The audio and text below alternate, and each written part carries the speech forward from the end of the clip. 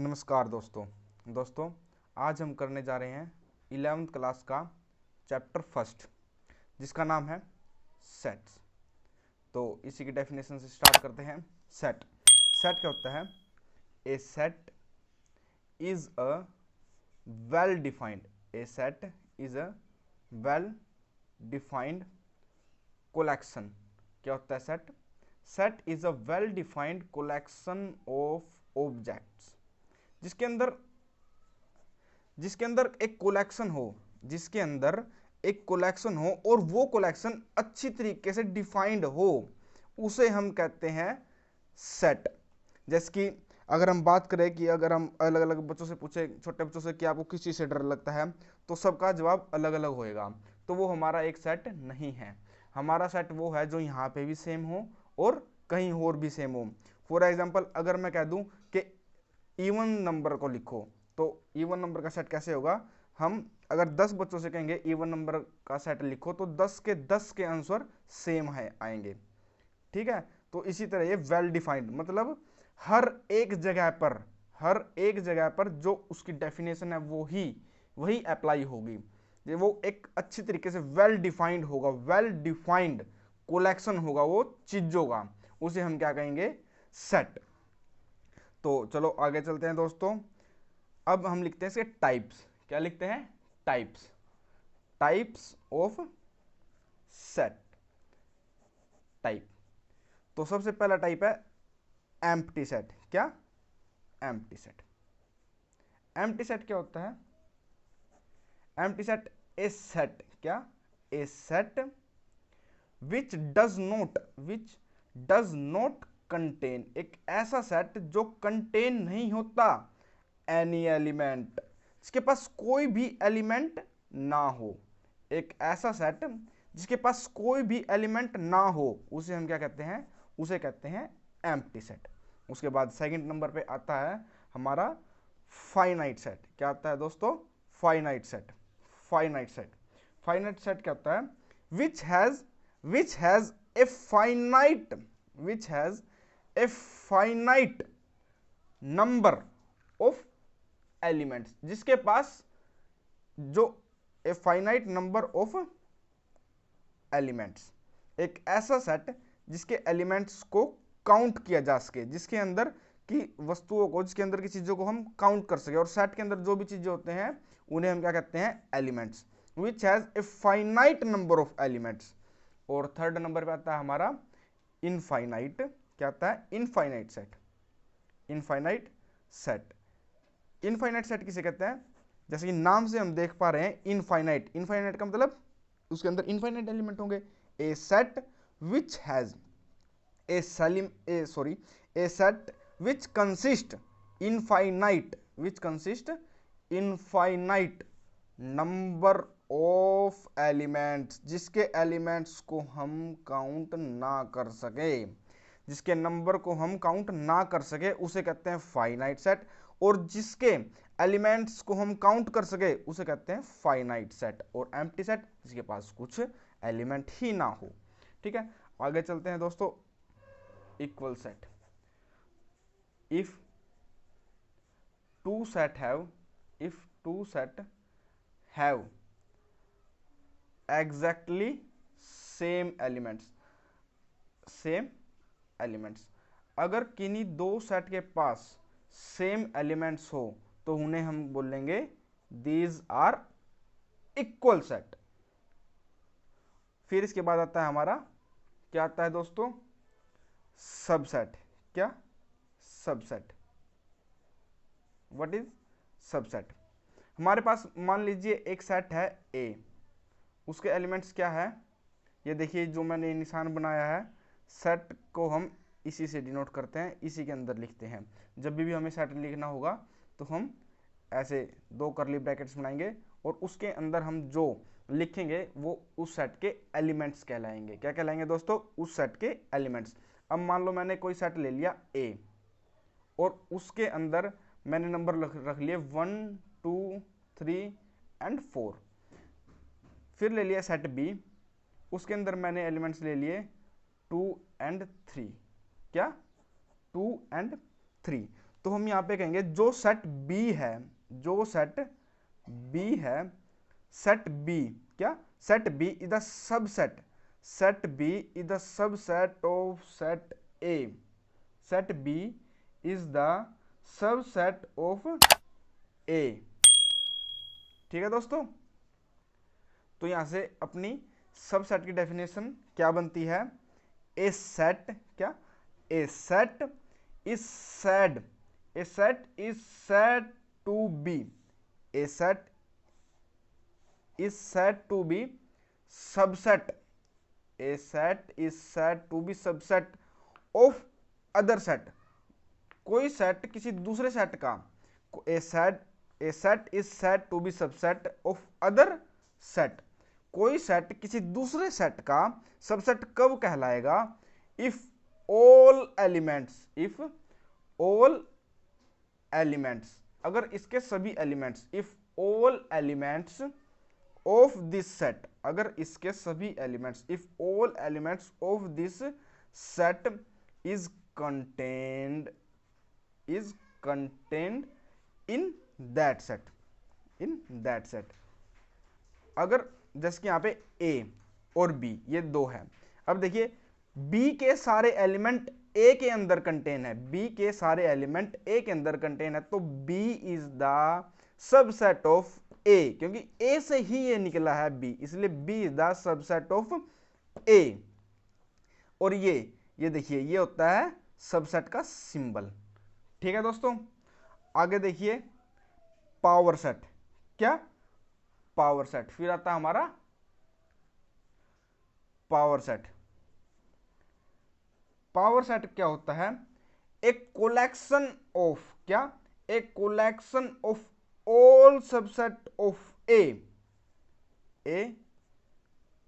Collection of all subset of A. अब देखिए a collection of all subset of A is called power set. मतलब कि अगर हम इसको एग्जांपल के थ्रू समझे, हमारे पास मान लीजिए कोई सेट है ए, उसके अंदर क्या है, उसके अंदर एलिमेंट है 1 2 3 4 एंड 5, और यहाँ पे कोई बी सेट है, क्या है, बी सेट, उसके अंदर एलिमेंट है 1 2, कोई सी है, उसके अंदर एलिमेंट है 3 4, और एक है सेट डी, उसके अंदर एलिमेंट्स हैं 5। चलिए डेफिनेशन को अप्लाई करते हैं। इन्हें कहा एक collection of all subset of A के सभी सबसेट का कोलेक्शन, ए के जितने भी सेट हैं, ए के सभी सबसेट का कोलेक्शन क्या कहलाएगा, पावर सेट। ठीक है दोस्तों, चलिए दोस्तों आगे चलते हैं। इसके बाद आता है हमारा यूनिवर्सल सेट। इसके बाद क्या आता है, universal set. Universal set definition क्या है यूनिवर्सल सेट की, universal set is that set, sorry universal set क्या होता है, a set that contain all set in the given context. जैसे कि यूनिवर्सल सेट जिसके अंदर सब मतलब ए टू जेड सब कुछ आ जाए, उसे हम कहते हैं यूनिवर्सल सेट। ठीक है दोस्तों, अगर डेफिनेशन एग्जैक्ट डेफिनेशन लिखें तो क्या बनेगा, ए सेट दैट कंटेन्स, एक ऐसा सेट जो कंटेन होगा, ए सेट दैट कंटेन्स, एक ऐसा सेट जो कंटेन होगा, कंटेन्स ऑल सेट, जो कंटेन करेगा ऑल सेट्स को, a set that contains all set, जो ऑल सेट्स को कंटेन करेगा इन ए गिवन कंटेक्स्ट। ठीक है दोस्तों, जो सारे के सारे सेट को अपने अंदर क्या करेगा, अपने अंदर कंटेन करेगा, उसे हम बोलेंगे यूनिवर्सल, क्या बोलेंगे उसे दोस्तों, उसे बोलेंगे यूनिवर्सल सेट। चलिए आगे चलते हैं। इसके बाद आते हैं, हम लगाने सीखेंगे ऑपरेशन। सेट के ऊपर ऑपरेशन कैसे लगाते हैं। अब सबसे पहले फर्स्ट ऑपरेशन क्या है अपना, क्या है दोस्तों फर्स्ट ऑपरेशन? फर्स्ट ऑपरेशन है यूनियन ऑफ सेट। क्या? Union of set. क्या है दोस्तों? Union of set. इसे हम एग्जांपल्स के थ्रू समझते हैं। आगे देखिए दोस्तों, union of set. Union of set क्या होती है? मान लीजिए हमारे पास कोई सेट है ए। क्या सेट है? ए। उसके पास है एलिमेंट 1 2 3, ठीक है दोस्तों। और कोई एलिमेंट है बी। क्या है? बी। उसके पास है 2 3 एंड 4। तो A union B, A union B, ये this is called symbol of union. इसे क्या बोलेंगे? This is the union, symbol of union. ये यूनियन का सिंबल है, जिसकी ए यूनियन बी। तो ए यूनियन बी हमारी क्या होगी? ए यूनियन बी होगी क्या? 1 2 3 4। क्या होगी ए यूनियन बी? 1 2 3 एंड 4। मतलब कि जो एलिमेंट ए में हो या बी में हो या दोनों में हो, वो इसकी यूनियन में आएंगे। अगर हम इसकी प्रॉपर एग्जैक्ट डेफिनेशन देखें तो दोस्तों वो क्या बनेगी? वो बनेगी which consist all those element which are either in A और बी। जिसकी क्या बनेगी? क्या बनेगी? Which consist of those all elements, मतलब जो कंसिस्ट करेगी, क्या करेगी? जो कंसिस्ट करेगी वो सारे element, which consist of all those elements which consist of all those element, जो कंसिस्ट करेगी ऑल दोज, वो सारे के सारे elements which are either in A और इन बी, जो या तो ए में होंगे या बी में होंगे या फिर उन दोनों में होंगे, और इन बोथ, जो या तो ए में होंगे, बी में भी होंगे या दोनों में भी होंगे, ठीक है। जो उन सब को कंटेन करेंगी वो कहलाएगी यूनियन। यूनियन के बाद आती है इंटरसेक्शन। क्या आती है? Intersection of set. क्या आती है? Intersection of set. अब देखिए दोस्तों, इंटरसेक्शन का सिंबल क्या होता है? इंटरसेक्शन का सिंबल होता है ये, यूनियन का उल्टा। This is the intersection of, this is the symbol of intersection. मान लीजिए दोस्तों हमारे पास एक सेट है 1 2 3 और बी सेट है क्या? 2 3 एंड 4। जो इनकी इंटरसेक्शन बनेगी ए इंटरसेक्शन बी, वो क्या बनेगी? 2 एंड 3। यानी कि जो इनके इंटरसेक्ट करेंगे, जो कॉमन होंगे, जो इसमें भी ए में भी होंगे और जो बी में भी होंगे, उनको क्या कहेंगे? उनको कहेंगे इंटरसेक्शन। फॉर अगर हम पूरी प्रॉपर डेफिनेशन लिखे, the intersection of set A and B, the intersection of set A and B is a set of elements which are common इन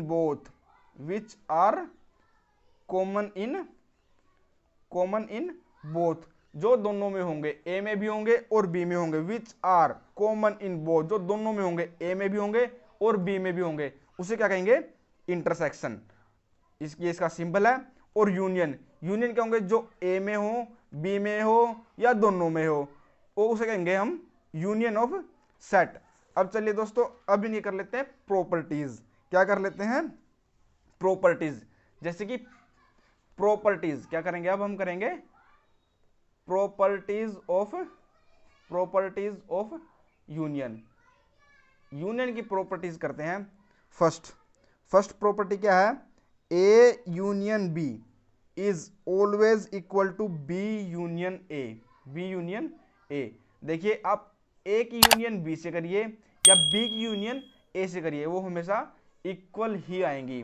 जिसकी कोई ए एलिमेंट ले लेते हैं 1 2 3, और सॉरी ए सेट ले लेते हैं और बी सेट ले लेते हैं 3 4 एंड 5। तो देखिए तो ए यूनियन बी, तो अगर हम ए यूनियन बी इन दोनों सेट्स की ए यूनियन बी निकाल ले, तो जो इसमें भी होंगे इसमें भी होंगे और कॉमन भी होंगे, यानी 1 2 3 एंड 4 5 क्या आएगा, क्या आएगा, ए यूनियन बी क्या आएगी 1 2 3 एंड 4 और 5, ठीक है। और अगर बी यूनियन ले, बी यूनियन ए ले, जैसे कि जो बी में भी हो ए में भी हो और इन दोनों में कॉमन भी हो, तो वो भी क्या आ जाएगा 1 2 3 4 एंड 5, ठीक है दोस्तों। अब आगे चलते हैं सेकंड प्रॉपर्टी की ओर। सेकंड प्रॉपर्टी क्या कहती है, सेकंड प्रॉपर्टी कहती है ए यूनियन बी लेके उसकी यूनियन सी के साथ करें, ए यूनियन बी करके फिर बाद में उसकी यूनियन सी के साथ करें, या फिर बी यूनियन सी करके उन जो हमारा आएगा उसकी यूनियन ए के साथ करें, तो वो भी बराबर आएंगी, वो दोनों भी इक्वल ही आएंगी, ठीक है दोस्तों। इसे भी आप इस तरह एग्जाम्पल से प्रूफ करके देख सकते हैं। तो अब आते हैं थर्ड प्रॉपर्टी पे। थर्ड प्रॉपर्टी क्या कहती है, A union phi equal to A union phi equal to A. ये देखिए दोस्तों, इसे बोलते हैं फाई क्या बोलते हैं इसे, फाई। इसका मतलब एम्प्टी सेट, क्या एम्प्टी सेट, इसका मतलब होता है एम्प्टी सेट, जो एम्प्टी सेट यानी कि जो खाली हो, ठीक है दोस्तों, जिसके पास कोई एलिमेंट ही ना हो। अब ए है, मान लो हमारे पास ए ये है और सी है कोई फाई, एम्प्टी सेट। अब अगर हम इन दोनों की यूनियन करें तो दोस्तों देखो सिर्फ ए के एलिमेंट ही आएंगे। जब बी सी खाली है तो इससे क्या एलिमेंट आएंगे, इससे तो कुछ भी एलिमेंट नहीं आएगा। तो क्या हो जाएगा, ए यूनियन फाई हमेशा क्या आता है हमारा, इक्वल आता है ए के। किसके इक्वल आता है, ए के। अब यूनियन, अब क्या करते हैं, अब फोर्थ प्रॉपर्टी, अगर हम ए की यूनियन ए के साथ लें, तो वो क्या आ जाएगी, वो भी ए आएगी, क्या आएगी, ए करके देख लीजिए, ए 1 2 3 और फिर 1 2 3, तो अगर इनकी यूनियन लेंगे तो क्या आएगा 1 2 3 कॉमन एलिमेंट्स आ जाएंगे, ठीक है दोस्तों। फिफ्थ, अब आगे चलते हैं फिफ्थ प्रॉपर्टी के ऊपर, यूनिवर्सल सेट। ये क्या है, ये है हमारा यूनिवर्सल सेट की यूनियन। ये देखिए, ये मैंने छोटा बनाया है, ये बड़ा बनाया है। यूनिवर्सल सेट की यूनियन ए के साथ लेंगे, तो यूनिवर्सल ही आएगा, क्या आएगा, यूनिवर्सल ही आएगा, ठीक है दोस्तों। अब आगे करते हैं हम प्रॉपर्टीज ऑफ इंटरसेक्शन, ठीक है दोस्तों। चलिए अब इंटरसेक्शन की भी प्रॉपर्टीज पढ़ लेते हैं। जैसे कि फर्स्ट प्रॉपर्टी क्या पढ़ते हैं, ए की इंटरसेक्शन करेंगे बी के साथ करेंगे, वो हमेशा बराबर आएगी, किसके इक्वल आएगी, वो हमेशा बी इंटरसेक्शन ए के। ए की इंटरसेक्शन बी के साथ करो या बी की इंटरसेक्शन ए के साथ करो, दोनों हमेशा इक्वल ही आएगी। अब देख लीजिए, ये हमारा यही वाला एग्जांपल ले लेते हैं, ए में 1 2 3, बी में बी 3 4 5। अब ए इंटरसेक्शन बी, यानी कि इन दोनों कॉमन 3 है, तो यहाँ पे क्या आ जाएगा, ये क्या आ जाएगा, ये आ जाएगा 3, और इधर से ये भी क्या आ जाएगा, ये भी आ जाएगा 3, तो ये दोनों भी क्या हो गए आपस में इक्वल। अब देखिए सेकंड प्रॉपर्टी, देखिए ए इंटरसेक्शन बी करो, फिर जो आंसर आएगा उसकी इंटरसेक्शन सी के साथ करो, या फिर बी की इंटरसेक्शन सी के साथ करके जो आंसर आएगा उसकी इंटरसेक्शन ए के साथ करो, तो वो भी हमेशा क्या आएगी, इक्वल ही आएगी। अब थर्ड प्रॉपर्टी पे चलते हैं। थर्ड प्रॉपर्टी क्या कहते हैं, फाई, यानी कि एम्प्टी सेट की इंटरसेक्शन करो ए के साथ, हमेशा क्या आती है, एम्प्टी ही आती है। क्योंकि मान लीजिए ये हमारा कोई एम्प्टी सेट है और ये ए है, जब इन दोनों में कोई एलिमेंट कॉमन ही नहीं है तो मैं यहाँ पे क्या लिखूं, कुछ भी नहीं लिख सकता। जब ये कॉमन है ही नहीं तो यहाँ पे हम कुछ नहीं लिख सकते, ठीक है दोस्तों। ये हमारी थर्ड प्रॉपर्टी थी। अब आगे चलते हैं फोर्थ प्रॉपर्टी पे, यूनिवर्सल सेट की इंटरसेक्शन लेंगे अगर हम ए के साथ, यूनिवर्सल सेट की इंटरसेक्शन अगर ए के साथ लेते हैं तो आंसर आएगा अपना ए, क्योंकि कोई बहुत बड़ा सेट है और उसके साथ अगर हम ए की इंटरसेक्शन लेते हैं तो सिर्फ ये 3 ही एलिमेंट्स ऐसे होंगे जो दोनों में कॉमन आएंगे और ये कॉमन आते ही ये इंटरसेक्शन में आ जाएंगे। लास्ट एंड फाइनल प्रॉपर्टी क्या है, ए की इंटरसेक्शन लेंगे, पहले बी इंटरसेक्शन सी करेंगे और उसकी इंटरसेक्शन ए के साथ लेंगे, वो हमेशा क्या इक्वल आएगी, वो आएगी ए इंटरसेक्शन बी और ए इंटरसेक्शन सी, इन दोनों की इंटरसेक्शन के इक्वल ही आएगी। दोस्तों ये हमने आज कर ली है चैप्टर फर्स्ट 11th क्लास के चैप्टर फर्स्ट की पूरी समरी कर ली है। मिलते हैं अगली वीडियो में एक्सरसाइज के साथ। धन्यवाद दोस्तों, और सब्सक्राइब एंड लाइक करना मत भूलिएगा।